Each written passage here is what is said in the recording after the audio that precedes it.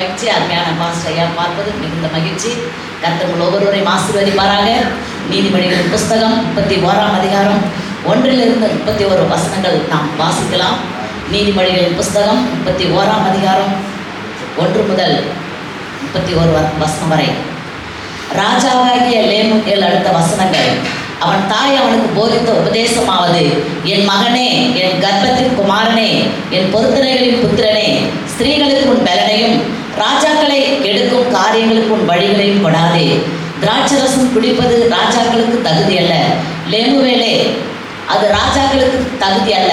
மதுபானம் பிரபுகளுக்கு தகுதி அல்ல. மதுபானம் பண்ணினால் அவர்கள் நியாய பிரமாணத்தை மறந்து சிறுமைப்படுத்துகிறவருடைய நியாயத்தையும் புரட்டுவார்கள். மடிந்து போகிறவனுக்கு மதுபானத்தையும் மனம் கசந்தவர்களுக்கு திராட்சரசத்தையும் கொடுங்கள். அவன் குடித்து தன் குறைவை மறந்து தன் வருத்தத்தை அப்புறம் நினையாதிருக்கட்டும். ஊமையானவனுக்காகவும் திக்கற்ற எல்லாருடைய நியாயத்துக்காகவும் உன் வாயை திறந்து நீதியாய் நியாயம் தீர்த்து சிறுமையும் எளிமையுமானவனுக்கு நியாயம் செய். குணசாலியான ஸ்திரியை கண்டுபிடிப்பவன் யார்? அவளுடைய விலை முத்துக்களை பார்க்கவும் உயர்ந்தது. அவன் புருஷனுடைய இருதயம் அவளை நம்பும். அவன் சம்பத்து குறையாது. அவன் உயிரோடு இருக்கிற நாளெல்லாம் அவனுக்கு தீமை அல்ல, நன்மையே செய்கிறாள். ஆட்டு மயிரையும் சணலையும் தேடி தன் கைகளினால் உற்சாகத்தோடு வேலை செய்கிறாள். அவள் வியாபார கப்பல்களை போல் இருக்கிறாள். தூரத்திலிருந்து தன் ஆகாரத்தை கொண்டு வருகிறாள். இருட்டோடு எழுந்து தன் வீட்டாருக்கு ஆகாரம் கொடுத்து தன் வேலைக்காரிகளுக்கு படி அளக்கிறாள்.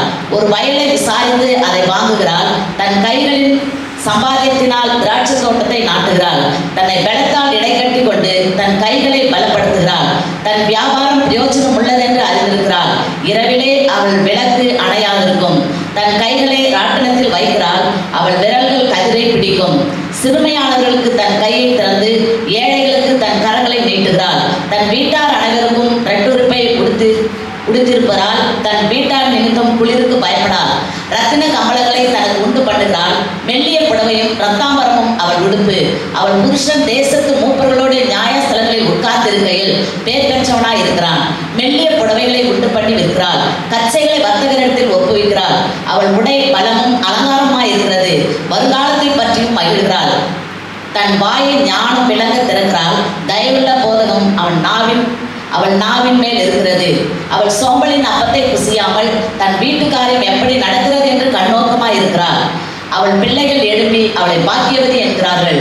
அவள் புருஷனும் அவளை பார்த்து, அநேகம் பெண்கள் குணசாலியாய் இருந்ததுண்டு, நீயோ அவர்கள் எல்லாருக்கும் மேற்பட்டவள் என்று அவளை புகழுகிறான். சௌந்தரியமும் மச்சனை உள்ளது, அழகும் வீண். கர்த்தருக்கு பயப்படுகிற ஸ்திரீயே புகழப்படுவாள். அவள் கைகளின் பலனை அவளுக்கு கொடுங்கள். அவளுடைய செய்கைகள் வாசங்களில் அவளை புகழ கடவது. ஹல்லேலூயா. கர்த்தர் நல்லவர். உண்மையாகவே அருமையான இந்த நீதிமொழிகள் புஸ்தகத்திலே ஆண்டவர் அருமையாய் பெண்களுக்கு நல்ல ஒரு வசனத்தை கொடுத்திருக்கிறார். வந்திருக்கிற தாய்மார்களுக்கு இயேசுவின் நாமத்தில் எங்களை வாழ்த்துக்களை தெரிவிக்கிறோம். இன்றைக்கு அன்னையர் தினம் ஆகையினாலே வந்திருக்கிற எல்லா தாய்மார்களுக்கும் இயேசுவின் நாமத்தில் வாழ்த்துக்களை தெரிவிக்கிறோம். கர்த்தர் நல்லவர். இந்த நாளில் கர்த்தருடைய நாமத்தை பாடல் மூலமாய் மகிமைப்படுத்த தேவன் கொடுத்த நல்ல சாக்கியத்திற்காக நன்றி.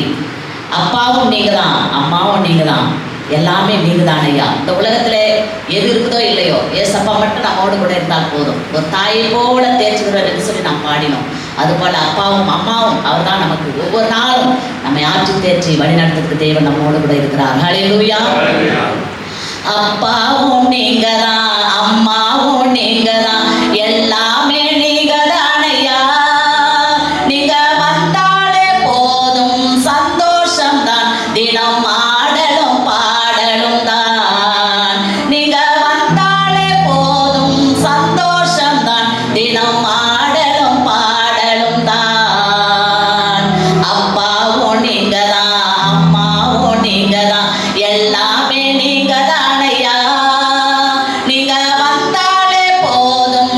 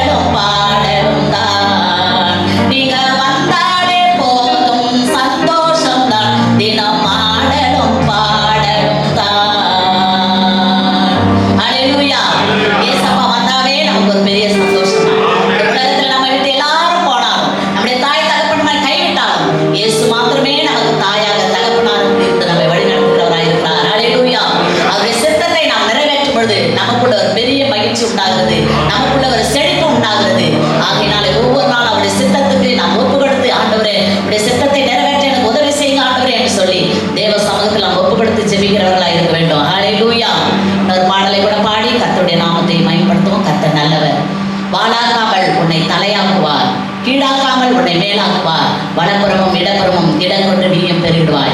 ஆண்டவராக இயேசு கிறிஸ்து நம்மை உயர்த்த வேண்டும் என்றால் அவருடைய பலத்த கரத்திற்குள்ளே நாம் அடங்கியிருக்க வேண்டும். அவர் உயர்த்தும் வரை நாம் காத்திருக்க வேண்டும் என்று ஆவியானவர் நம்மோடு பேசுகிறார். அன்பிலே நாம் நிலைத்திருக்க வேண்டும், நாம் பரிசுத்தத்திலே வளர வேண்டும். நாம் ஆண்டவருக்கு பிரியமாய் வாழும் பொழுது, அவருடைய சித்தத்தை நிறைவேற்றும் பொழுது நம்மை அவர் வாளாக்காமல் தலையாக்குவார். நம்ம கொடுத்த வாக்குத்தத்தத்தை அவர் கடைசி நேரத்தில் கூட நிறைவேற்ற அவர் வல்லவராக இருக்கிறார். கரலை தட்டி உற்சாகமான கர்த்தரை ஸ்தோத்திரம் பண்ணுவோம். கர்த்தர் நல்லவர். நம்முடைய வாழ்க்கையில ஒரு மனம் வேண்டும் என்று ஆவியானவர் சொல்கிறார். சபைகளிலே ஒரு மனம், வீடுகளிலே ஒரு மனம், நம்முடைய குடும்பத்திலே ஒரு மனம். இப்படி இருக்கும் பொழுது தேவன் நம்மை உயர்த்தி ஆசீர்வதிப்பார். அதை குறித்துதான் ஒரு வாக்குத்தத்த பாடல். வாளாக்காமல் உன்னை தலையாக்குவார், கீழாக்காமல் உன்னை மேலாக்குவார். உன்னை தலையாக்குவார், கீழாக்காமல் உன்னை மேலாக்குவார். வலப்புறமும் இடப்புறமும், வலப்புறமும் இடப்புறமும் இடம் கொண்டு நீயும் பெருகி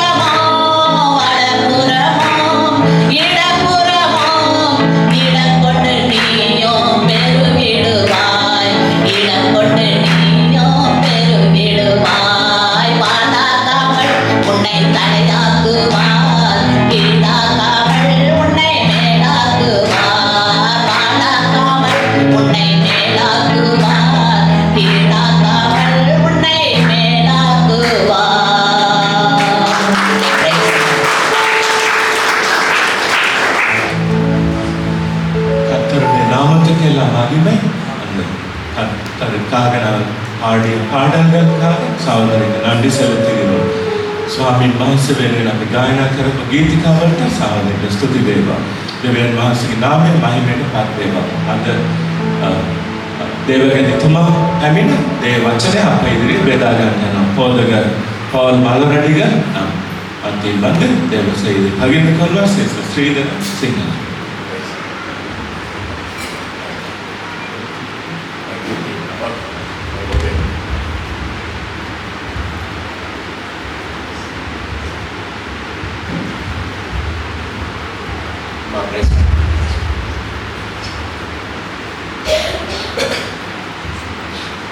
சர்வ வல்லமை பொருந்திய ஆண்டவராகிய இயேசு கிறிஸ்துவின் நாமத்தில் தமிழகத்திலிருந்து மலரடிகள் ஊழியத்தின் சார்பாக உங்கள் எல்லாருக்கும் எங்களுடைய வாழ்த்துக்கள் ஸ்தோத்திரங்களை தெரிவித்துக் கொள்கிறோம்.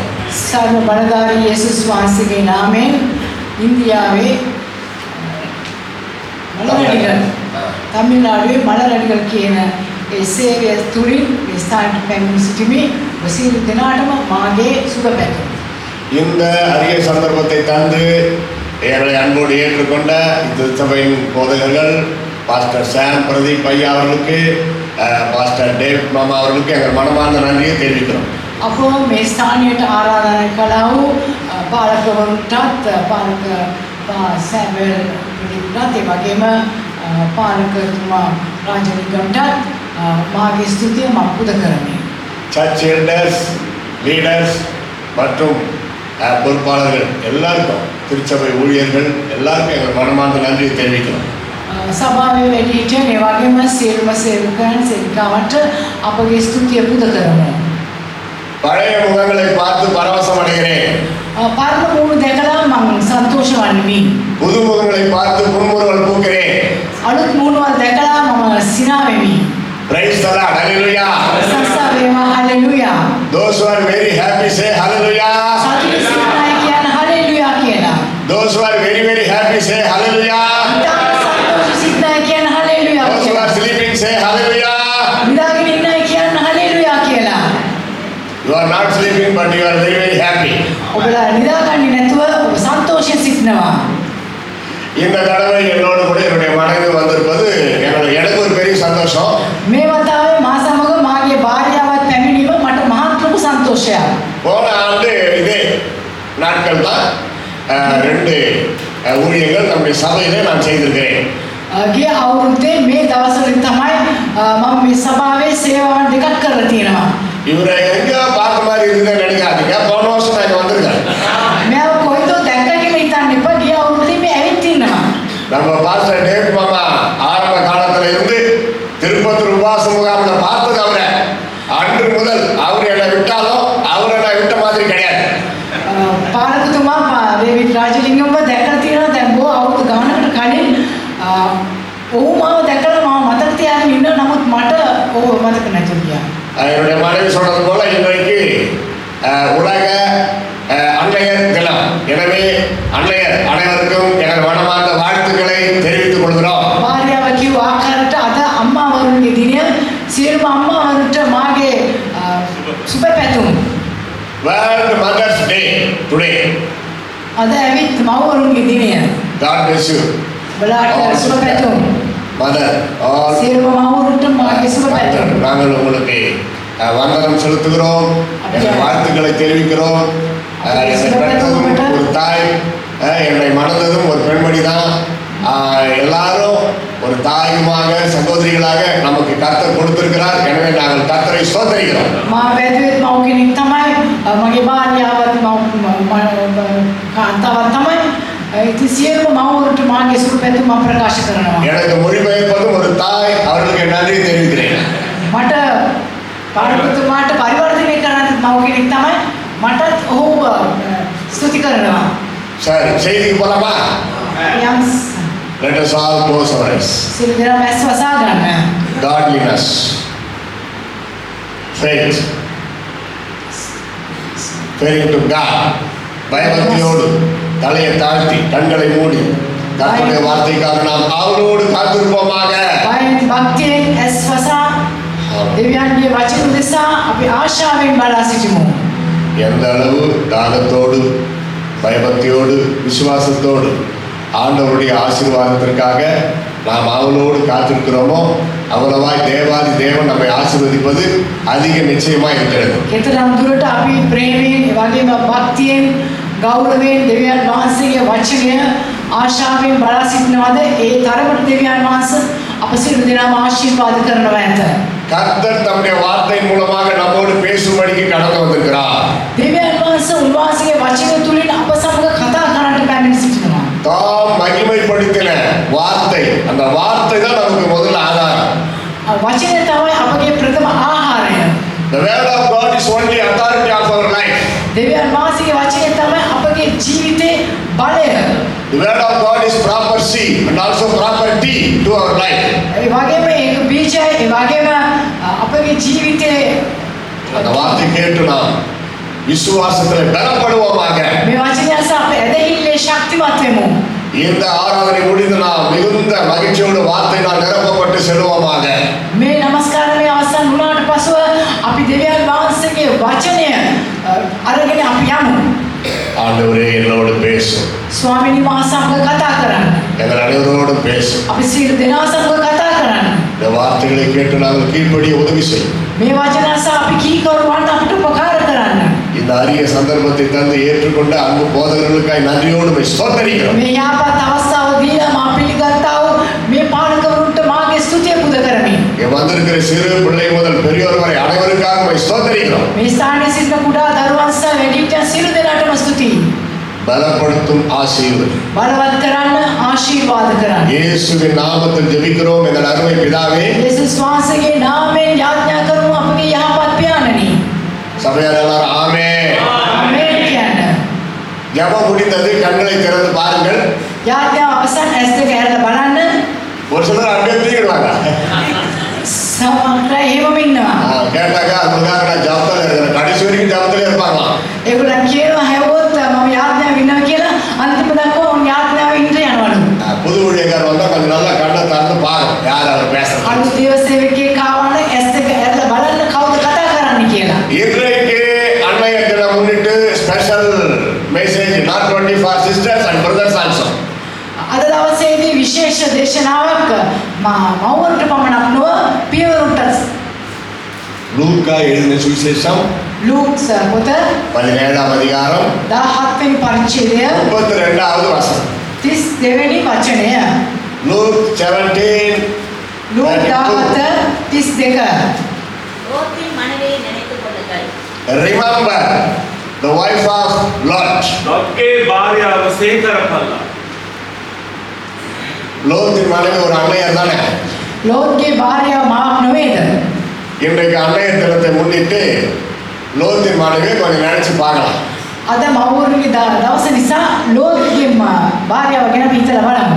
பழைய ஏற்பாட்டிலே ஆதியாகமத்தின் காலத்தில் வாழ்ந்த ஒரு குடும்பஸ்த பெண்மணியை பற்றி இயேசு கிறிஸ்து ஏன் அப்படி சொல்ல வேண்டும்? පාරමිතිය උස්මේ කාන්තාවක් කියන්නේ ලෝත්ගේ භාර්යාව ගැන ඇයි යේසුස් වහන්සේ මෙසේ පවසන්නට ඕන? தம்முடைய வருகைக்கு முன்பாக மக்கள் எப்படி இருப்பார்கள், இயற்கை எப்படி இருக்கும், சமுதாயம் எப்படி இருக்கும், இந்த உலகம் எப்படி இருக்கும் என்றெல்லாம் அந்த அதிகாரத்தில் இயேசு கிறிஸ்து பட்டியலிட்டு பேசிக்கொண்டு வருகிற அந்த நேரத்தில் லோத்தின் மனைவியை எதற்காக அந்த இடத்துல அவர் சொல்லி இருக்க வேண்டும்? උන්වහන්සේගේ පැමිණීමට ප්‍රථමයෙන්ම උන්වහන්සේ මනුෂ්‍යයන් මොන වගේද කියලා ඒ වගේම සමාජය මොන වගේද කියලා ඒ අවස්ථාවේදී ලෝත්ගේ භාර්යාව ගැන උන්වහන්සේ ලැයිස්තුවක් ලියා තිබෙනවා. ඒ ඇයි කියලා අපි බලමු. அவர்களை பற்றி கொஞ்சம் வசனம்தான் வேதத்தில் இருக்கிறது. උන්වහන්සේගේ ඒ වචනේ තමයි මෙතන සඳහන් වෙලා තිබෙන්නේ. அதை நாம் தியானிக்கும் பொழுது அவர்களிடத்துல சில நல்ல பிளஸ் பாயிண்ட் இருக்குது, ஒரே ஒரு மைனஸ் பாயிண்ட் இருக்கு. ඒ අපි මෙනෙහි කරන විටදී ඇයගේ ජීවිතේ යහපත් දේවලුත් තියෙනවා. ඒ වගේම අයහපත් දේවලුත් තිබෙනවා. லோத்தின் மனைவி கிட்ட இருந்த நல்ல சுபாவங்களை கடைபிடிப்போமாக. ලෝත්ගේ භාර්යාව තුළ තිබුණා වූ යහපත් ඒ ගුණාංගය අපි පිළිපදිමු. எதிர்மறை சுபாவத்தை நாம் விட்டு விலகுவோமாக. විරුද්ධව තිබෙනා වූ ඒ ගුණාංගය අපි අතහැර දැමු. இயேசு சொன்ன அந்த ஒரு வார்த்தைக்காக தான் இப்போ அவளை பற்றி யோசிக்க வேண்டியதாக இருக்கு. යේසුස් වහන්සේ කියපු ඒ වචනේ නිසා තමයි ඇය ගැන අපි දැන් සිතන්ට වෙලා තිබෙන්නේ. எவ்வளோ பேர் இருக்க லோத்தின் மனைவியை நினைத்துக் கொள்ளுங்கள் ஏன் சொன்னார்? බොහෝ දෙනෙක් සිටිද්දී ලෝත්ගේ භාර්යාව ගැන සිහි කරපල්ලා කියා උන්වහන්සේ පැවසුසේක. இதை குறித்து விளக்கமாக நான் பேச ஆரம்பித்தால் சாயங்காலமும் விடியற் காலமாகி 3வது நாள் கூட ஆகிவிடும். මේ ගැන මම පැහැදිලි ලෙස කතා කරන්න පටන් ගත්තා නම් හැන්දෑව වෙලා ඊට දවසක් වෙයි. கொடுக்கப்பட்ட நேரத்தில் ரப்பர சுருக்கமா நம்ம தியானிக்கணும். දී තිබෙන වේලාව ඇතුළත මම විගසින් අවසන් කරනවා. If you have paper pen, take and write word of God, eliciting important points or quotation, Bible verses. ඒ කියන්නේ ඔයාලා කොට කැලක් ඒ වගේම පොතක් නැත්තම් පැනක් තියෙනවා නම් මේකේ මේ සටහන් ලියා ගන්න. Remember, wife of Lot, take notes for coming days. Remember. ඒ කියන්නේ වයිෆ් ලෝත්ගේ භාර්යාව ගැන සටහන් ලියා ගන්න අමතක කරන්න එපා. ඒක අනාගතයට අපට අවශ්‍ය වෙයි. லோத்தின் மனைவி நினைத்துக் கொள்ளுங்கள். அந்த செய்தியை இனிவரும் நாட்களில் நினைப்பதற்காக குறித்துக் கொள்ளுங்கள். ඉදිරියේදී අනාගතයේදී මේවා දැනගන්න පිණිස මේවා කියවන්නට ඔබ සටහන් ගන්න. 2 பேதுரு 2:7-8ல பேதுரு லோத்து மனைவியை பற்றி அருமையா எழுதுறார். දෙක පේදුරු 2:8 ලෝත් භාර්යාව ගැන යහපත් හොඳ දෙයක් කියනවා. எடுத்துங்க 2 பேதுரு 2:7-8 දෙක පේදුරු 2:8 தமிழ் படிங்க. அக்கிரமக்காரர்களுக்குள் வாசமாயிருக்கையில் அவர்களுடைய பாவ விகார நடவடிக்கையால் வருத்தப்பட்டு நாள்தோறும் அவர்களுடைய அக்கிரம கிரியைகளைக் கண்டு கேட்டு நீதியுள்ள தன்னுடைய இருதயத்தில் வாதிக்கப்பட்ட நீதிமானாகிய லோத்தை அவர் ரட்சித்திருக்க. நீதிமானாகிய லோத்து என்று நாங்கள் பார்த்தோம்.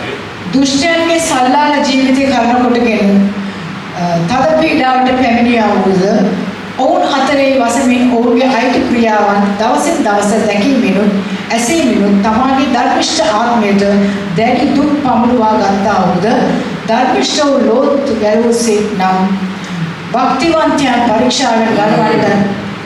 Who was wife of Lot? லோத்தின் மனைவி யார்? ලෝත්ගේ භාර්යාව කවුද? அந்த பெண்மணி ஒரு நீதிமானுடைய மனைவி. ඒ ස්ත්‍රිය ධර්මිෂ්ඨයෙකුගේ භාර්යාවක්. யோபு நீதிமான் என்றால், உத்தமன் என்றால், யோபின் மனைவி ஒரு உத்தமி. ලෝක් ධර්මිෂ්ඨ කෙනෙක් නම් ඒ වගේම උතුම් කෙනෙක් නම් ලෝත්ගේ භාර්යාවත් ඒ උතුම් කෙනෙක්ය. யோபின் மனைவி போலவே லோத்தினுடைய மனைவி ஒரு நீதிமானுடைய மனைவி. යෝබ්ගේ භාර්යාව වගේ ලෝත්ගේ භාර්යාවත් ධර්මිෂ්ඨයන්ගේ භාර්යාවක්. யோபுவும் ஆதியாகமம் காலத்தில் வாழ்ந்தவர் தான். ஏனென்றால் யோபு சரித்திரத்தை எழுதியவர் மோசே. යෝබ් පරදිසු කාලේ ජීවත් වූ කෙනෙක් තමයි. මක්නිසාද ජෝබ්ගේ ඉතිහාසය ලියුවේ මෝසස්. புருஷன் ஒரு நீதிமானாக, ஒரு பக்திமானாக, ஒரு பரிசுத்தமானாக இருக்கிறார் என்றால் அவருடைய மனைவி பிக்கப் ஆயிடணும். நீதிமானின் மனைவியா மாறணும். தேவ சமூகத்தில் ஜெபிக்கணும். ஏன்னா பர்சன்டேஜ் எல்லாம் கிடையாது. கணவன் மனைவி 2 பேரும் பேரலாம் தேவனுடைய நாமத்தை மகிமைப்படுத்த வேண்டும். එක මිනිසෙක් ධර්මිෂ්ඨෙක්ව උතුම් කෙනෙක්ව සිටිනවා නම් ඔහුගේ භාර්යාවත් ඒ ආකාරයෙන් සිටිය යුතුයි. ඊටත් වඩා ටිකක් වැඩි එය කරන්න අවශ්‍යයි. යාඥා කළ යුතුයි. ධර්මිෂ්ඨ සියලුම ආදර්ශ ඒ පිළිපදින්න අවශ්‍යයි. இன்னும் சொல்ல போனா புருஷனை வச்சு மனைவி பரிசுத்தத்தின் காரியத்துல எடை போடக்கூடாது. පුරුෂයා දෙස බලා භාර්යාව ඔහුව මනින්න හොඳ නැහැ. என் கணவரை விட நான் எவ்வளோ பரவாயில்ல, நான் எவ்வளோ பக்தி, நான் நல்லா ஜெபிக்கிறேன், நான் பக்திமானியா இருக்கிறேன், நான் சிவகுமார்த்தி அப்படியெல்லாம் பெருமையா சொல்லக்கூடாது. ඇය තමාගේ පුරුෂයාටත් වඩා මම ඉතාමත් භක්තිවන්තයි, ධර්මිෂ්ඨයි, මම සියෝනි රජිනිය දියණිය වගේ කියලා කියන්න හොඳ නැහැ. நம்ம எல்லாருக்கும் மாஸ்டர் காப்பி அம்மா யார் தெரியுமா? අප සියලු දෙනාගේම කොපිය කවුද දන්නවද? ஃபர்ஸ்ட் மதர் පළවෙනි අම්මා ஏவாள். ඒව. ஏவாள் அம்மாவையும் கொஞ்சம் நம்ம இப்போ நினைக்கிறோம். මම ඒවා ගැනත් අපි දැන් පොඩ්ඩක් හිතනවා. ரொம்ப நல்லவங்க தான். ඒ ඉතා හොඳයි. ஆனா அவங்க மனதில் நினைத்தது என்ன? නමුත් ඇය හිතේ හිතුවේ මොකද්ද? எல்லா மரத்தின் கனிகளையும் நீங்கள் புசிக்கலாம், இந்த ஒரு மரத்தின் கனியை மட்டும் புசிக்க கூடாது என்று தேவனாகிய கர்த்தர் கட்டளையிட்டார். දෙවියන් වහන්සේ පැවසුවා සියලුම ගස්වල පළ ඔබට කන්න පුළුවන්. නමුත් එකම එක ගහක් තිබෙනවා. ඒ ගහේ පළ විතරක් ඔබ කන්න හොඳ නැහැ කියලා අඩ කරලා තිබෙනවා.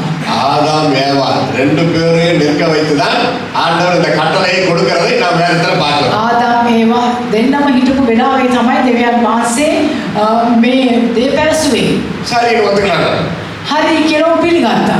ஆதாம் போய் ஒரு 2-3 மரத்துல பழத்தை பறித்து சாப்பிட்டு அவர் போய் படுத்துட்டாரு. ආදාම් අනිත් ගස්වල නම් පළ කාලා ගිහින් නිදාගත්තා. ஏவாள் அம்மா அந்த மாதிரி 2-3 மரத்தின் கனியை போய் பறித்து புசிக்கல. ඒවා ඒ වගේ ගස්වලට ගිහිල්ලා පළ අරගෙන ඇය කෑවේ නැහැ. பிரெயின் நெகட்டிவா வேலை செய்யுது. දැන් එයාගේ මොලේ ඇවිල්ලා ටිකක් විරුද්ධ පැත්තට වැඩ කරනවා.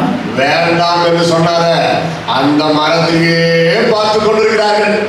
අර එපා කියපු ගහ දිහාම ඇය බලාගෙන හිටියා. தூங்குறப்ப கூட அந்த மரம் பக்கமா தான் தலையை வச்சுட்டு தூங்குறாங்க. නිදා ගන්න යනකොටත් ඒ ගහ පැත්තට තමයි ඔළුව තියාගෙන නිදාගත්තේ.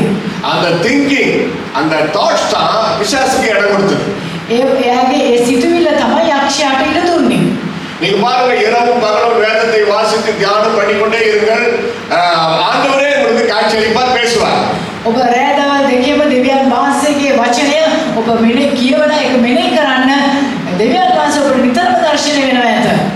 ஆனா கர்த்தருக்கு பிரியமில்லாத காரியம் இந்த சீரியலுங்க, சினிமாவுங்க, இந்த சண்டை, கலாட்டா, பிரச்சனை, சந்தேகங்கள் இதெல்லாம் இருக்கிறவங்க பாருங்க, அவங்க பிரெயின் வந்து நெகட்டிவா தான் ஒர்க் அவுட் ஆகிட்டே போயிட்டு இருக்கும்.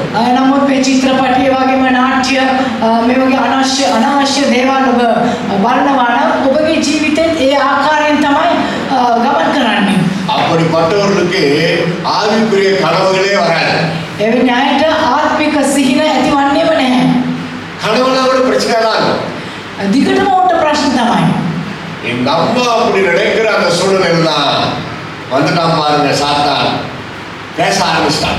ඒ මව ඒ අවස්ථාවේදී ඒ වගේ හිතාගෙන හිටපු නිසා තමයි ඇයට ප්‍රශ්න ඇති වුණේ. கெட்ட சிந்தனை, அதாவது கர்த்தர் சொல்வதை மீறி தவறாக யோசிக்கிற கெட்ட சிந்தனை விசாசையை கிட்ட கொண்டு வந்துடும். ඒක නරක සිතුවිලි. දෙවියන් වහන්සේ හැර වෙන දේවල් ඔබ සිතනවා නම් යක්ෂයාවම ඒ සිතුවිලි ඔබ ළඟට ගෙනේ. வீழ்ச்சி அடைந்தார். වැටුණා. ஆதாமும் வந்தார். ஆதாம் ஏன் சாப்பிட்டார்? போடு, முட்டி போடு, பாவரிக்க பண்ணு. ஜெபம் பண்ணாரா? அதுவும் இல்லை. ආදාම ඇවිල්ලා ඇයට කිව්වද ඇයි දෙවියන් වහන්සේ කන්න එපා කියපු මේ පරි කෑවේ? ඒ නිසා ඔබ දන ගහලා ඔබ යාඥා කරලා සමාව යදින්න කියලා කිව්වද? ஆண்டவர் வேண்டாம் என்று சொன்ன கனியை புசித்தாயா? දෙවියන් වහන්සේ එපා කියපු ඒ පළතුරු කෑවද? ஓ, பாதி சாப்பிட்டு பாதி கையில் வச்சிருக்கிறியா? இதை கூட நானும் சாப்பிட்றேன். ඔබ භාගයක් කාලා භාගයක් අතේ තියනවද? මට දෙන්න මමත් කන්නම් කියලා කිව්වා. பைபிள்ல தெளிவா இருக்குது. நான் சொன்ன கட்டளையை மீறி மனைவிக்கு கீழ்ப்படிந்தபடியினால் நீ சபிக்கப்பட்டிருப்பாய். ஆண்டவர் கொடுத்த ஒரு தண்டனை. බයිබලයේ සටහන් වෙලා තිබෙනවා මම එපා කියපු දේ ඔබ කාපු නිසා දෙවියන් වහන්සේ ඔබට දඩුවම් කළා. தேவ பிள்ளைகள் இந்த விஷயத்துல ஜாக்கிரதையா இருக்கணும். இது கடைசி காலம். இயேசு கிறிஸ்துவின் வருகை நெருங்கிவிட்டது. அமெரிக்காவில் பாருங்கள், ஒரு அரிசி சைஸ்ல சிப்பு தயாரிக்கிற கம்பெனி வந்து விட்டது. அந்தி கிறிஸ்து ஆட்சி ஆரம்பமாவதற்கு தயார் நிலைமையில உலகமே இருக்கிறது. ඒ නිසා දෙවියන් වහන්සේගේ දරුවන් මේ දවස්වලදී ඔබලා ඉතාමත් ප්‍රවේශමෙන් ඉන්න ඕන. ඇමරිකාවේ බලන්න V8 තරමට ඒගොල්ලෝ චිප් එකක් හදලා තියෙනවා.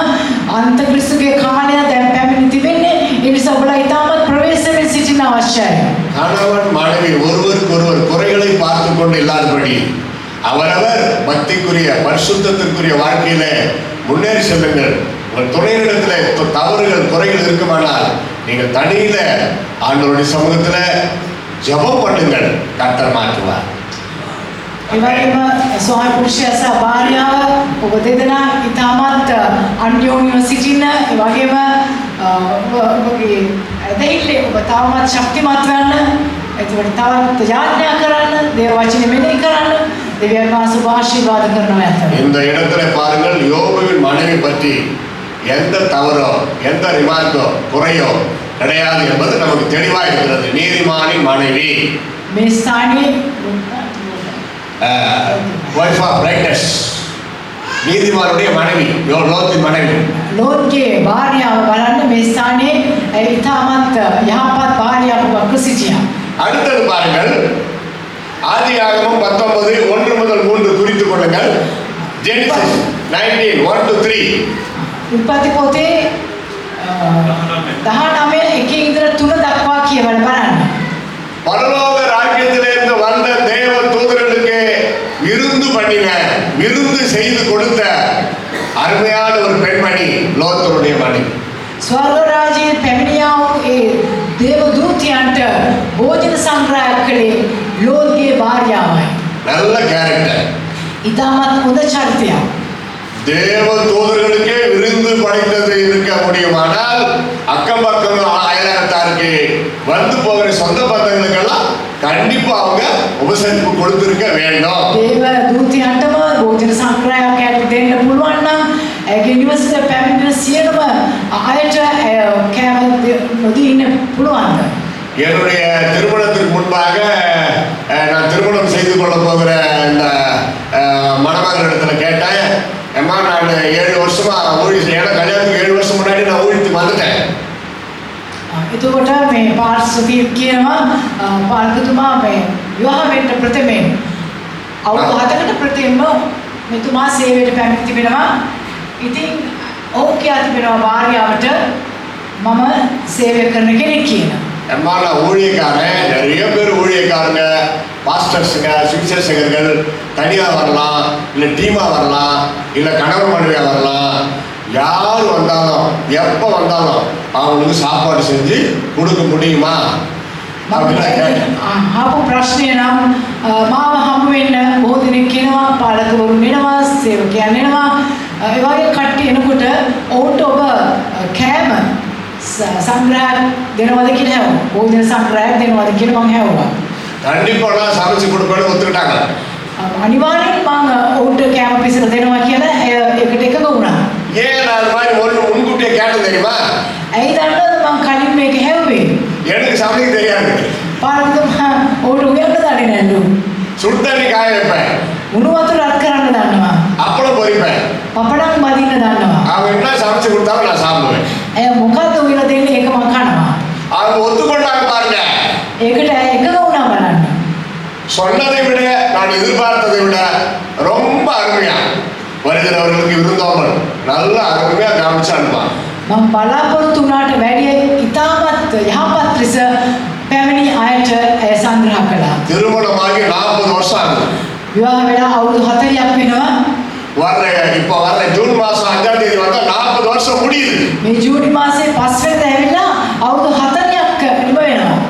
இன்னைக்கு வரைக்கும் ஆமா, அத டயர்ட் இல்லாம கஷ்டம் இல்லாம நல்லா செய்வாங்க. அந்த சாக்குல நானும் நல்லா சாப்பிடுவேன்.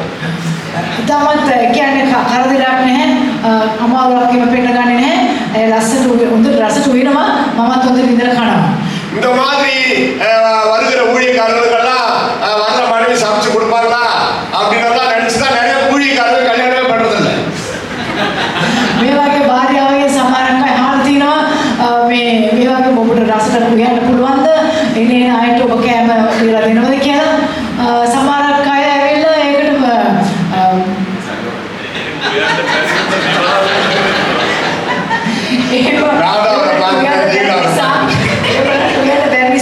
ඒගොල්ලෝ විවාහ නොවීම ඉන්නවා. சபையோட எல்லாருடைய கண்களும் பாஸ்டர் சாம் பிரதீப் மாதிரி இருக்கு. A special man of God. සියලු දෙනා පාස්ටර් බලන්න ඔදෙවියන් වාසික විශේෂ මිනිස්සෙක්. எவ்வளவு பெரிய கிரேட் மேன் ஆஃப் காட். இந்த காரியத்துக்கு போய் பார்க்கலாமா? කොච්චර උසස් මනුෂ්‍යෙක් බලන්න මේ වගේ දේවල් කියලා බලන්න පුළුවන්ද? நான் பார்த்துருக்கிறேன் நிறைய வீட்டுல புருஷன் ரொம்ப ஆர்வமா இருப்பார் ஊழியக்காரனை உபசரிக்கிறதுல. மனைவி என்ன பண்ண தெரியுமா, அந்த பக்கம் நின்று இருக்கும், பாம்பு சவுண்ட் வரும். ඒ කියන්නේ සමහර පාලකවරුන්ට කැමති ඔවුන්ගේ භාර්යාවන්ට කියලා භෝජන සංග්‍රහය ඒගොල්ලන්ගේ එන්න අවසරකට දෙන්න. නමුත් පැත්තකට ගිහිල්ලා භාර්යාව කියලා සංඥාවක් දෙනවා, අනිත් සර්පෙක් දෂ්ට කරනවා වගේ සංඥාවක් දෙනවා. மொழிபெயர்ப்பு சிங்களத்தில் கூட கரெக்டா சொல்றாங்க. நிறைய பார்த்துருக்கேன். ගොඩක් මේවා කරලා තියෙනවා. මෙයාට දෙන්න இவ்வளவு பேருக்கு என்னால முடியாது, ஹோட்டல் நான் அனுப்பி விடுங்க சாமி. මෙච්චර දෙනකොට කෑම හොයන්න මට බෑ, හෝටලෙන් කෑම ගෙන්නන්න කියලා කියනවා. 46 வருஷமா நான் ஊழியம் செஞ்சுட்டு இருக்கிறேன். අවුරුදු 46ක් මම සේවය කරමින් සිටිනවා. எத்தனை வீடுகளுக்கு போய் பார்த்துருப்பேன். කොච්චර ගෙවල් වලට මම මේ වගේ දේවල් දැකලා තියෙනවද? குடும்ப ஜபம் ஆராதனை எல்லாம் முடிஞ்சு சாப்பிட்டு புறப்படுறப்ப அந்த புருஷன் பீரோவாட்ட போய் நிற்பாரு எனக்கு காணி கொடுக்கறதுக்கு. ඒ කියන්නේ පවුලේ කට්ටිය යාඥාව ඔක්කොම ඉවර වෙලා ඒගොල්ලන් කෑමේ මොවිලා කාලා ඒගොල්ලන් ඉන්නවා. ඊට පස්සේ ස්වාමි පුරුෂයා බලාගෙන ඉන්නවා පඩු දෙන්න. நான் ஹாலில் உட்காந்து இருப்பேன். එයා හෝල් එකේ වාඩි වෙලා ඇති. இவருடைய மனைவி என் கண்ணுக்கு தெரிய மாட்டாங்க, வேற பக்கம் இருப்பாங்க, இவருக்கு மட்டும் தெரிவாங்க. சவுண்ட் வரும், புஷ் மனைவி கிட்ட வந்து சவுண்ட் வரும். ඒ කියන්නේ දැන් පඩු ඔක්කොම අරගෙන යනකොට ඒ භාර්යාවගෙන් සද්දයක් එනවා. අර මුෂ් පුෂ් ගන්න සද්දේ. காணிக்கு குடும்பத்துக்கு பீரோவை தந்தவரு அதுக்கப்புறம் மூடிட்டு சரி பிரதர் பிரைஸ் எல்லாம் போய் வாங்க அப்படின்றாரு. ඒ පඩුව දෙන්නට පෙට්ටිය ඇරලා ඊට පස්සේ මේ සද්ද හැවුනට පස්සේ ඒක ආපහු ඇතුළට දාලා හරි බ්‍රදර් ඔබ ගිහින් එන්න කියලා ඔබ පිටත් කර යනවා. அந்த குடும்பத்துக்கு வரப்போகிற ஆசீர்வாதத்தை அந்த சகோதரியே எடுத்து தடுத்து நிறுத்துறாங்க பாருங்க. ඒ පවුලට ලැබෙන්න තිබෙනා ওই ආශිර්වාදය ඒ සහෝදරය ඒක නවත්තලා දැම්මා. சில குடும்பத்துல சகோதரிக்கு ரொம்ப ஆர்வம், தசம பாகம் காணிக்கை சபையில கொண்டு போய் கொடுக்கணும்னு. ஆனா கணவர் தடுத்து நிறுத்துவார். இது பயங்கரமான தப்பு. සමහර පවුල්වල ඒ සහෝදරය භාර්යාව කැමති දසෙන් කොටස පාටු දෙන්නට. නමුත් ස්වාමි පුරුෂයා ඒකට කැමති නැහැ. ඒක භයානක වරදක්. ஒரு விசுவாச குடும்பம் தேவாலயத்துல ஐக்கியம் வைத்திருக்க வேண்டும். எப்படி கர்த்தரை நாம் நேசிக்கிறோமோ அவ்வளவாய் நாம் நம்முடைய திருச்சபையை நேசிக்க வேண்டும். අපි කුච්චරද දෙවියන් වහන්සේට ප්‍රේම කරන්නේ ඒ වගේම අප දෙවියන් වහන්සේගේ සභාවටත් අපි ප්‍රේම කළ යුතුයි. நன்றாக கவனிங்கள். அது நாள் சம்பளமோ வார சம்பளமோ மாத சம்பளமோ அரியர்ஸோ போனஸோ கிஃப்டோ உடனே சிறுபிள்ளைத்தனமா அது நசப்பாக காணிக்க என் சர்ச்சில் கொண்டு போய் கொடுக்கணும், அந்த எண்ணம் முதல்ல வரணும். ඒක කෑගක් වෙන්න පුළුවන්. ඔබගේ රස්ස ඔබ රැකියාවෙන් හම්බ කරන මුදල වෙන්න පුළුවන්, පඩිය වෙන්න පුළුවන්. මොන වුණත් හරි ඔබගේ සතුට සිතින් ඒකේ දසෙන් කොටස ඔබ සභාවට අරන් තියන්න. விசுவாசிகளுக்கு அதுதான் ஒரு ஒழுங்கு. හැදෙලිවන්තයන්ට ඒක තමයි ක්‍රමය.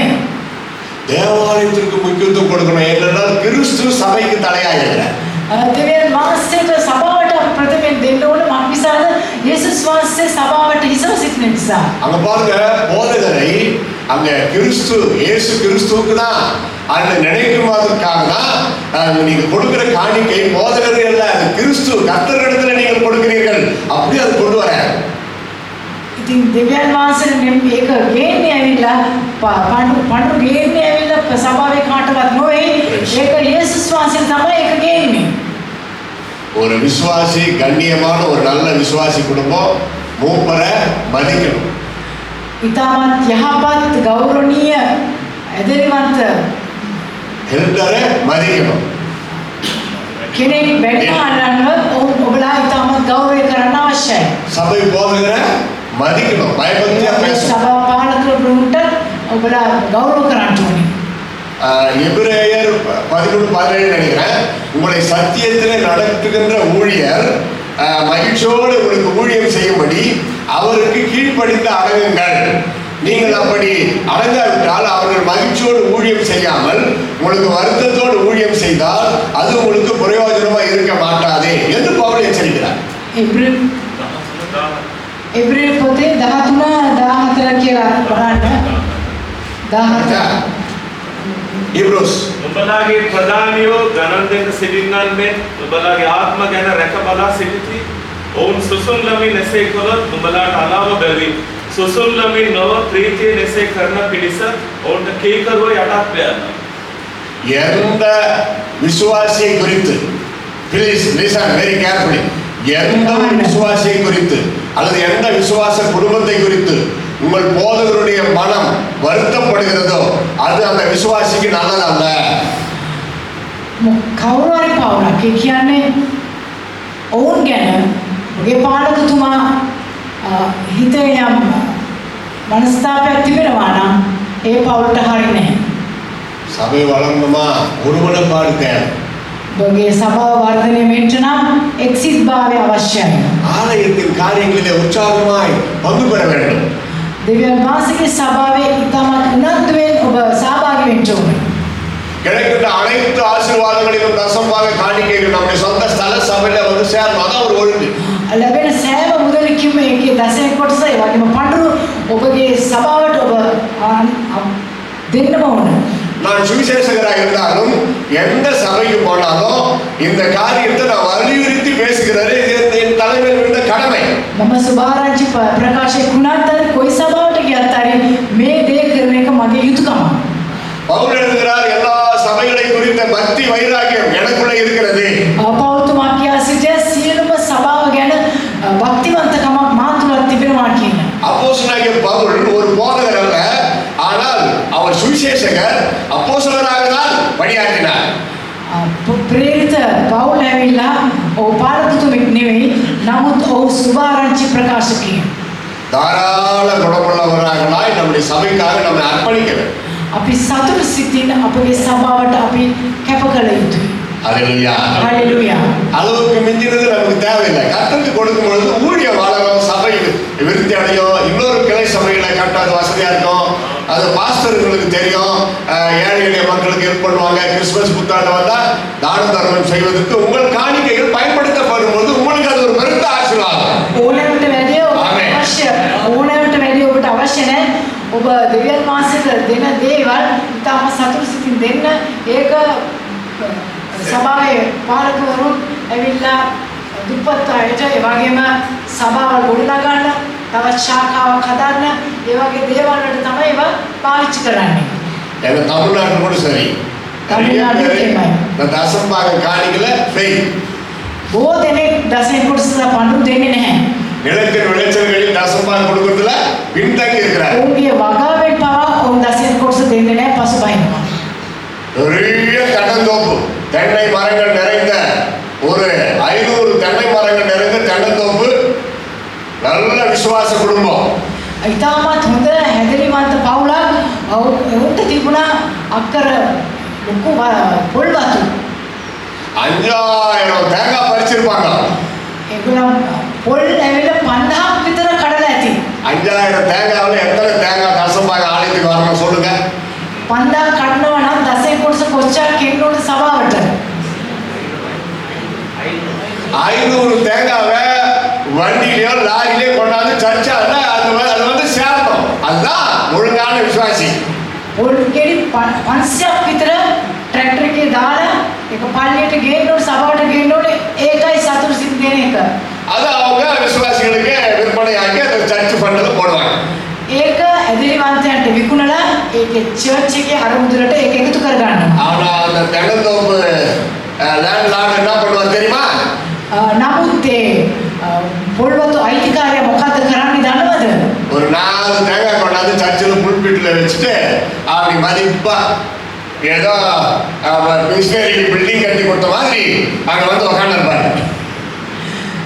පොල් ගෙඩි 5ක් විතර අරින්න ඇවිත් පුල්පිට් එක මත තියලා ඉතාමත් ගම්භීරව ඇවිත් ඉන්නවා. හරියට ලොකු ගොඩනැගිල්ලක් ගොඩ නගන්න මුදල් ගෙනාවා වගේ. பாஸ்டருக்கு எப்படி இருக்கும்? இதை பார்க்கிற ஆண்டவர் உள்ள என்ன நினைக்கும் அவரை பத்தி? බලන්න දෙවියන් වහන්සේ මේකේ මොනවද හිතන්නේ කියලා. அது மாதிரி தான் நிறைய பேர் பின்தங்கி இருக்கிறார். ඒ වගේ තමයි ගොඩක් අය මේ පසුබෑලා ඉන්නේ. 1000 மூட்டை நெல் அறுவடை பண்ணியிருக்கிறாங்கன்னா அதுல 100 மூட்டை நெல் ஆலயத்தாண்ட வரணும். ஆனா ஒரு சின்ன பையில கொண்டாந்து புல்பிட்டில் வச்சுட்டு விளைச்சல் இந்த காணிக்கை ஐயா கொடுத்துருக்கிறார். அதை வேற பெருமை சொல்லி யாரும் கொண்டு வருவாங்க. அதை දැන් රීමීටිං 10ක් ඒගොල්ලන් නෙලා තිබුණා නම් අස්වැන්න ගත්තා නම් ඒකෙන් 5ක් විතර ගෙනල්ලා පොඩ්ඩක් විතර පොඩි බෑග් එකේ ගෙනල්ලා පිටකේ තියෙනවා. උදාර ගුණමුள்ள දැන් ආත්මා තාඩවරණ කියන ආවල ඇවිල්ලා මේ වගේ පඬුරක් දුන්නා කියලා. උදාර ගුණමුள்ள ආත්මා செழிக்கும். සතුට සිතින් දෙන්නා වූ ආත්මය ඒක සඵලවත් වෙනවා. கருணை கண்ணன் ஆசீர்வதிக்கப்படுவான். සතුට සිතින් දෙන්නේ කියලා ආශිර්වාද ලැබෙනවා. யோசித்து பாருங்க, இயேசு வருகை பற்றி யோசித்தா சேர்த்து வைக்கிறதுக்கு மனசு வருமா? යේසුස් වහන්සේ ඉක්මනින් එන්න යනවා. එකතු කරලා තියන්න ඔබට හිතක් ඇතිද? உண்மையா சொல்றோம், எங்களுக்கு போதாவிட்டால் கூட சக்திக்கு மீறி நாங்க எவ்வளவு ஆண்டவருக்காக ஏழை எளிய மக்களுக்காக ஒதுக்கி செய்யணும் சாட்சியாக சொல்றேன். සාක්ෂාත් වශයෙන් මෙතුමා කියනවා ඒගොල්ලන් දුප්පත් උනත් හරි ඒගොල්ලන් දෙවියන් වහන්සේලා දෙන දේ සතුට සිතින් දෙනවා කියනවා. வெளிநாடுகளில் பாருங்க, பாஸ்டருக்கு பர்த்டே வந்தா அவங்க வீட்டில் கூப்பிட்டு ஒரு பெரிய ஸ்தோத்திர கூட்டமெல்லாம் வச்சு எல்லாருக்கும் சாப்பாடு போட்டு பாஸ்டர் மனைவிக்கு சாப்பாடெல்லாம் போட்டு ஒரு சிறப்பு காணிக்கை கொடுத்து அந்த பாஸ்டருக்கும் பாஸ்டர் மனைவிக்கும் நல்ல ட்ரெஸ் எடுத்து பேக் பண்ணி கொடுக்குறாங்க அவங்க பர்த்டேக்கு. பாஸ்டருக்கு பர்த்டே வந்தாலும் இப்படியே, அவங்க வீட்டில் யாருக்காவது பர்த்டே வந்தாலும் இப்படிதான் செய்யறாங்க. எவ்வளவு தாராள குணம் பாருங்க. බලන්න මේ පිටරට මේ වගේ ඒගොල්ලන්ගේ පාලකතුමන්ගේ උපන්දිනයක් නම් ලොකු පාටියක් දානවා. ලොකු බෝධි සංග්‍රහය පවත්වලා ඒ වගේම ඒගොල්ලන්ට තාමත් වටිනා තෑගි භෝගات ගෙනල්ලා දෙනවා. බලන්න කොච්චර ආශාවෙන් සතුටින් එම දෙනවද කියලා. நாங்க 20 முறைக்கு மேல மலேசியா சிங்கப்பூர் போயிருக்கிறோம் ஊழியத்துக்கு. අවුරුදු 20ක් විතර සිංගප්පූරු දේශෙට ගිහිලා තිනවා සේවය සඳහා. நாம் கேள்விப்படுகிற நல்ல செய்திகள் என்னவென்றால், අපි අසන සුවාරංචි නම් தசமபாக காணிகள்லாம் ஒழுங்கா சபைக்கும் கொடுத்துட்டு දසයෙන් කොටස පඳුරු සභාවට දීලා பாஸ்டருக்கே தெரியாம ஒரு 10-15 விசுவாசிகள் ஒண்ணா சேர்ந்து பிளான் பண்ணி கார் வாங்கி கொடுக்குறாங்க பாஸ்டர். පාස්ටර්වත් නොදැනුව 15 දෙනෙක් විතර එකතු වෙලා ඒ පාලකතුමාට කාර් එකක් කරන් දෙනවා. ஆனா எங்க தமிழ்நாட்டுல கார் வாங்கின பிறகுதான் கிடைச்சிட்டு இந்த காணிக்கை கூட நிறுத்திட்டாங்க. නමුත් තමිල්නාඩුවේ කාර් එකක් ගත්තට පස්සේ තමයි දීගෙන හිටපු ඒ පඳුරු නැවතුනේ. நாங்க ஒரு கார் வாங்கினோம், உலகத்திலேயே குறைந்த விலை கார் ஆல்டோ. நிறைய ஓடுது ஸ்ரீலங்காவுங்க ஆல்டோ. ආල්ටෝ කියන කාර් එක තමයි මේගොල්ලන් අරගෙන තියෙන්නේ. இருக்குதுல கடைக்குட்டி கார், லோ ரேட் அதான். තියෙන කාර් එකෙම ඉතාමත්ම පොඩිම කාර් එකක. அது கொஞ்சம் கேபிட்டல் ஒருத்தர் ஹெல்ப் பண்ணாரு, அதை வச்சு கார் வாங்கி 5 வருஷம் அது நாங்க லோன் கட்டி முடிச்சோம். පොඩක් මුදල් හම්බුණා ඒකෙන් අපි මේ කාර් එක අරගෙන දැන් මේ ණයවාරික ගෙවලත් අවසන්. ஒரு 5-10 பேர் மாசமானா ஒரு 500, 300, 200 கொடுப்பாங்க. அதெல்லாம் சேர்த்து வச்சு நம்ம இந்த மாதம் லோன் தீக்கலாம் காருக்குன்னு சொல்லி நானும் ஆசை வாங்கிட்டேன். මේ අතර පස් දිනක් දෙනවා මේ ටික මේ පඳුරු වගේ. එකතු කරලා මගේ මේ ණය ගෙවලා මේ ගෙවන්න පුළුවන් කියලා තමයි කාර් එක ගත්තේ. ஆனா அந்த கார் வாங்கின பிறகுதான் காணிக்கை கொடுத்துருக்கிறவங்களெல்லாம் நிறுத்திட்டாங்க.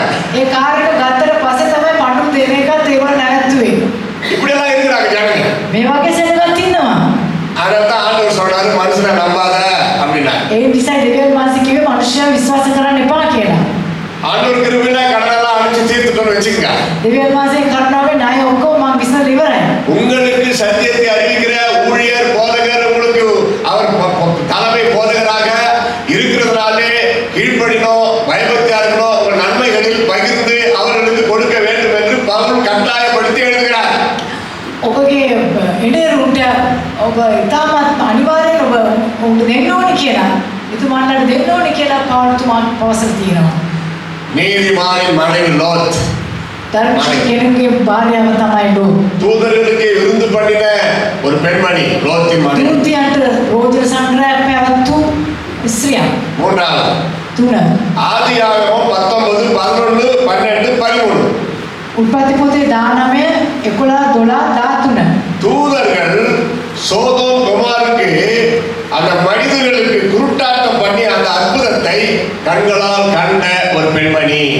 දූතයන්ව තමාගේම ඇස් වලින් දුටුවා වූ ස්ත්‍රියක්. உங்களுக்கு விஷயம் தெரியும் நினைக்கிறேன். ඔබ දන්නවා කියලා මම හිතනවා. அந்த சோதோம் கொமோரா மக்கள் பயங்கர துன்மார்க்கரா இருந்தார்கள். සෝදොම් සහ ගොමෝරාවේ සෙනඟ ඉතාමත්ම අධර්මිෂ්ඨයන්ව සිටියා. தேவ தூதர்கள் ஒரு மனிதர்களைப் போல லோத்து வீட்டுக்கு வந்ததனால அவர்களை லோத்து அவருடைய மனைவி பிள்ளைகள் வீட்டில் ஏற்றுக்கொண்டார்கள். දේව දූතයන් මනුෂ්‍යයන් වගේ ඒ ඔවුන්ගේ නිවස ළඟට ආපු නිසා ඔවුන්ව නිවසට පිළිගත්තා. ඔවුන් இதை பார்த்து கொண்டிருந்த துன்மார்க்கமான மனிதர்கள் මේක බලාගෙන සිටියා වූ අධර්මිෂ්ඨ මනුෂ්‍යයන් லோத்து யாரோ அவங்க வீட்டுக்கு வந்தாங்களா அவங்கள மரியாதையை வெளியே அனுப்புன்னு சொல்லி மிரட்டுறாங்க. ලෝත් ඔබගේ නිවසට ආපු මනුෂ්‍යයන්ව ඔබ එළියට එවන්න කියලා කිව්වා. ஐயா ஐயா தயவு செய்து வேண்டாம் ஐயா, எங்களை நம்பி வந்திருக்கிறாங்க, அவங்களுக்கு நாங்க தானே பாதுகாப்பு கொடுக்கணும், தயவு செய்து விட்டுக்கிட்டு லோத்து எவ்வளவு கெஞ்சி கேட்கிறேன். ඉතාමත් වැදගත් ලෙස ලෝත් ඉල්ලා සිටියා අපේ නිවසට ආපු මනුෂ්‍යයන් ඒ නිසා කරුණාකර ඔවුන් එළියට එන්න එපා කියලා කියන්නේ කියලා. அதுக்கு பிறகு தூதர்கள் என்ன பண்ணாங்க, அவங்க வச்சிருக்கிற அந்த பட்டயத்தை அப்படி நீட்டினாங்க பாருங்க. அங்க வந்தவங்க அத்தனை பேரை தார்மாரா பேச ஆரம்பிச்சுட்டு அவங்க எங்க இருக்கணும்னு அவங்களுக்கே தெரியல, குருட்டாட்டத்தை உண்டு பண்ணி விட்டாங்க. එවිට දූතයන් කුමක්ද කළේ? ඔහුගේ දෑතේ තිබුණා වූ ඒ කඩුව මෙම වැනුවා. එවිට ඒ මනුෂ්‍යයන්ගේ භාෂාවල් ඔහුට අමතක වෙලා අන්තිමට ඔහුගේ ඇස්සුත් අන්ධ වුණා. இந்த அற்புதத்தை லோத்து அவருடைய மனைவி 2 பெண் பிள்ளைகள் கண்ணால பார்க்கறாங்க. මේ හාස්කම ලෝත්ගේ භාර්යාව සහ ඒ දූවරුන් දැක්කා. சகோதரிகள், உங்க கணவருக்கு விசுவாசம் இல்லாம இருக்கலாம், நீங்க விசுவாசித்து ஆண்டவருடைய மகிமையை காண்கிற அளவுக்கு அற்புதங்களை எதிர்பார்க்க வேண்டும். ඔබගේ භාර්යාව ඔබගේ සහෝදරියනේ ඔබගේ ස්වාමි පුරුෂ සමහරක් විට හැදෙලවන්තියෙක් වෙන්න පුළුවන්. නමුත් ඔබගේ ක්‍රියාව දැක සියලු දෙනාම ඔබට ලැබෙන හාස්කම් දකින්න අවශ්‍යයි. கர்த்தருடைய பிள்ளைகள் அற்புதங்களை நம்பி அற்புதங்களை எதிர்பார்த்து வாழ்கிறதா நமக்கு நிறைய அற்புதங்களை ஆண்டவர் செய்யறார். දෙවියන් වහන්සේගේ ධර්ම, දෙවියන් වහන්සේගේ හාස්කම් ඒ වගේම පුදුම දේවල් දකින්න නිසා තව තවත් වැඩි උන්වහන්සේ හාස්කම් කරනවා. மனித சக்தியால் முடியாததை ஆண்டவர் நமக்கு செய்கிறாரே, அரசியல் தலைவர்கள் கூட செய்ய முடியாததை ஆண்டவர் நமக்கு செய்கிறாரே, மருத்துவருக்கு கூட செய்ய முடியாததை ஆண்டவர் அற்புதமாய் சுகமாக்குகிறாரே, அதுதான் நம்முடைய தேவன் அற்புதங்களின் தேவனாயிருக்கிறார். දෙවියන් වහන්සේ හාස්කම් දෙවියන් වහන්සේ මාක්නිසාද මනුෂ්‍යයා කරන්නට බැරි වූ දේවල් දෙවියන් වහන්සේ අපට කරනවා නොවේද? වෛද්‍යවරයා කරන්නට බැරි දෙවියන් වහන්සේ අපට කරනවා නොවේද? ඒකයි දෙවියන් වහන්සේට හාස්කම් දෙවියන් වහන්සේ කියලා කියන්නේ. 4 மாசம் தான் உயிரோடு இருப்பாங்க அப்படி டாக்டர் சொல்லியிருக்கலாம். நீங்க கர்த்தருடைய விசுவாசிகள், கர்த்தருடைய பிள்ளைகள், அத டாக்டர் அவர் கருத்து அவர் சொல்லிட்டாரு. ஆனால் ஜெபித்து பாருங்கள், அற்புதம் நடக்கும். 4 மாசம் இல்ல, 40 வருஷம் கூட உயிரோடு வச்சிருப்பாரு. ඒ නිසා ඔබ යාඥා කරන්න මාස 4ක් නෙවෙයි අවුරුදු 40ක් විතරවත් ජීවත් වෙන්න. அற்புதங்களை கண்களால் காண துடிக்க வேண்டும். හාස්කම් ඇස් දෙකෙන් බලන්න ඔබ ඉතාමත් ආශාවෙන් ඕන. சீரியல் பார்த்து உட்காந்து அற்புதத்தை காண முடியாது. නාට්‍යවල හාස්කම් දකින්න බෑ. எப்போ பாரு புருஷன் மனைவி மேல குற்றம் கண்டுபிடிச்சுட்டு அல்லது மனைவி புருஷன் மேல குற்றம் கண்டுபிடிச்சிருந்தா அவங்க அற்புதங்களை காண முடியாது. ඒ කියන්නේ භාර්යාවගෙන ස්වාපුරුෂය වැරදිසු වෙනවා නම් ඒ වගේ ස්වාපුරුෂයගේ භාර්යාව වැරදිසු වෙනවා නම් ඒගොල්ලන්ට බෑ හාස්කම් දකින්නට. புருஷன் பணக்காரா இருப்பாரு, அவர் மணந்து இருக்கிற அந்த பெண்மணி ஏழை பெண்மணியா இருக்கும், அதனால அவர் நான் மனைவியை டாமினேட் பண்ணிக்கிட்டே இருப்பாரு. அது பயங்கரமான பாவம். ඒ කියන්නේ භාර්යාව සමහරවිට දුප්පත් කෙනෙක් වෙන්න පුළුවන්, ස්වාපුරුෂය පොහොසත් කෙනෙක් වෙන්න පුළුවන්. ඒක තියාගෙන මේ ස්වාපුරුෂය මොකද කරන්නේ හැම විටම ඒ භාර්යාවට මොනාරි කියලා ඇගේ හිත රිද්දනවා ඇති. ஏன்னா தமிழ்நாட்டில் நான் ஒரு சில குடும்பத்தை பார்த்துருக்கேன். තමිල්නාඩුවේ සමහර පවුල් දැකලා තියෙනවා. பையன் பேங்க்ல மேனேஜர், පුතා ඇවිල්ලා බැංකුවේ මැනේජර්. படிப்பறிவில்லாத ஒரு தன்னுடைய சொந்தக்கார பொண்ணை கட்டினார். උගත්කමක් නැති ඔහුගේ නෑ කෙනෙක් භාර්යාවක් කරගත්තා. தான் மணந்த அந்த பெண்ணே படிப்பறிவில்லாத பெண் என்ற எண்ணமே அவருக்குள்ள வராத அவ்வளவு அன்பா தான் மனைவியை நேசிக்கிறார். ඒ කියන්නේ නූගත් භාර්යාවක් කියලා ටිකක්වත් හිතේවත් හිතන්නේ නැතුව ඉතාමත් ආදරයෙන් ඒ භාර්යාව ඔබලා ගන්නවා. இயேசுவை பற்றி தெரியாதவர்கள் கூட இயேசு கிறிஸ்து சொன்ன வசனத்தை கடைபிடிக்கிறாங்கயா. යේසුස් වහන්සේ කියන දන්නේ නැති අය පවා යේසුස් වහන්සේව අනුගමනය කරනවා. ஒரு நாள் நான் பஸ்ல ஏறுறேன், අදවසක් බස් එකට නැග්ගා. ஒரு சகோதரி நின்றுட்டு இருக்குது, பஸ்ல நிக்குது. එක සහෝදරයා බස් එකේ ඉඳගෙන ඉන්නවා. அவர் வீட்டுக்காரர் கொடுத்துட்டு போன ஒரு பொம்மை, ஒரு பொருளை பார்த்து ரசித்து கொண்டிருக்கிறது அந்த பெண்மணி. ඒ ඉස්සේ මොකද කරේ? ඒගේ ස්වාමි පුරුෂයා දුන්නා පොඩි බෝනික් එකක් බලාගෙන ඉන්නවා. அந்த பெண்ணின் கணவர் இதை கொடுத்துட்டு நான் வேற ஏதோ ஒன்று வாங்கி வரேன்னு சொல்லிட்டு பஸ் விட்டு இறங்கி போயிட்டார். ඒ ස්වාමි පුරුෂයා තවත් එකක් මොකට තවත් සෙල්ලම් බඩුවක් අරන් ඉන්නා කියලා බස් එකේ බෑලා ගියා. இந்த காட்சியை நான் பார்த்துட்டு இருக்கிறேன். මේ දර්ශනය පාඩතුමා බලාගෙන ඉඳලා තියෙනවා. நான் புருஷன் கொடுத்துட்டு போன அந்த பொருள், அது பலூனா என்ன தெரியல, ஒரு பொம்மை மாதிரி பலூன் நினைக்கிறேன். அவ்வளோ ரசனையா அதை சுத்தி சுத்தி பார்க்குது. ඒ ස්වාමි පුරුෂයා දීලා ගියා ඒ බැලුන් එකක් දන්නේ නැහැ. ඒක මෙහෙම බලාගෙනම හිටියා. அந்த பெண் எப்படி இருந்தது தெரியுமா? එයා කොහොමද හිටියේ දන්නවද? மேலும் வரணும் மேலே எழுதுனுது, ඒ කියන්නේ මේ යටි තොල ඇවිල්ලා උඩට ඇවිල්ලා. கீழே வரணும் கீழே எழுதுனுது. ඒ කියන්නේ උඩ තොල ඇවිල්ලා උඩයි යටි තොල පල්ලෙහාටත් බහැලා. இந்த ரெண்டு பக்கம் மேலே பல்லு, அதாவது மேலே வெளியே வந்துருக்குது. ඒ දත් එයාගේ දත් ඔක්කොම එළියට ඇවිල්ලා. வாயை மூடவே முடியல. කට වහන්නවත් බෑ. இந்த சூழ்நிலை சிரிச்சுன்னு இருக்குது, சிரித்து கொண்டிருக்கிறார்கள். මේ අවස්ථාවේදී ඇයි හිනාවෙමින් සිටිනවා. இந்த காட்சியை நான் பார்த்தேன். 3 நாளுக்கு முன்னாடி சாப்பிட்டு வாந்தி வந்துரும் போல இருக்குது.